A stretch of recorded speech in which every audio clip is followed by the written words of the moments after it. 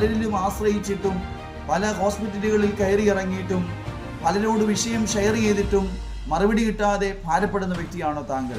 ഇന്ന് പകൽ പരിശുദ്ധാത്മ പറയുന്നു, നിങ്ങൾ യഹോവയെങ്കിൽ പൂർണ്ണ ഹൃദയത്തോടെ ആശ്രയിക്കൂ.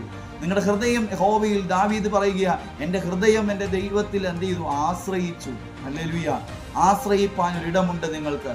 ഹല്ലേലൂയ. സ്തോത്രം. ആരെല്ലാം കൈവിട്ടാലും അല്ലെങ്കിൽ കൈവിടാത്ത ഒരിടമുണ്ട്. അത് മറ്റെങ്ങുമല്ല, കർത്താവായ യേശു ക്രിസ്തുവിൻ്റെ പാദപീഠമാണ്. നിങ്ങൾ യഹോവയിൽ ആശ്രയിക്കൂ, ദൈവത്തിൽ ആശ്രയിക്കൂ, യഹോവയാം ദൈവത്തിൽ ആശ്രയിക്കൂ. നിങ്ങൾക്ക് രക്ഷ തരുവാൻ, നിങ്ങൾ ഭാരപ്പെടുന്ന വിഷയത്തിന് വിടുതൽ തരുവാൻ എൻ്റെ ദൈവം മതിയായ ദൈവമാണ്. ഹല്ലേലൂയ. ഈ ഭൂമിയിൽ ഹല്ലേലൂയ സ്തോത്രം ആശ്രയിക്കാൻ പറ്റുന്ന ഒരിടമുണ്ടെങ്കിൽ അത് ദൈവത്തിൻ്റെ പാദപീഠം മാത്രമാണ്. മറ്റെവിടെ പോയാലും കിട്ടാത്ത രക്ഷ തരുവാൻ, എവിടെ ആശ്രയിച്ചിട്ടും ലഭിക്കാത്ത സംരക്ഷണം തരുവാൻ ഹല്ലേലൂയ പ്രാപ്തിയുള്ള ഒരുവനാണ് ഞാൻ പ്രസംഗിക്കുന്ന യേശു ക്രിസ്തു. ഹല്ലേലൂയ. സ്തോത്രം, സ്തോത്രം. ഇന്ന് പകൽ നിങ്ങൾ വിശ്വസിക്കാൻ കഴിയുമോ?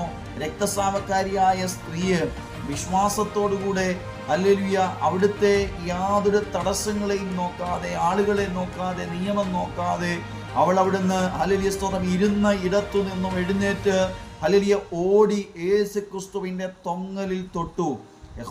യേശുവിൽ അവൾ ആശ്രയിച്ചു. അവൾ ആശ്രയിച്ചത് അവൾക്ക് രക്ഷയായി തീരുവാനിടയായി.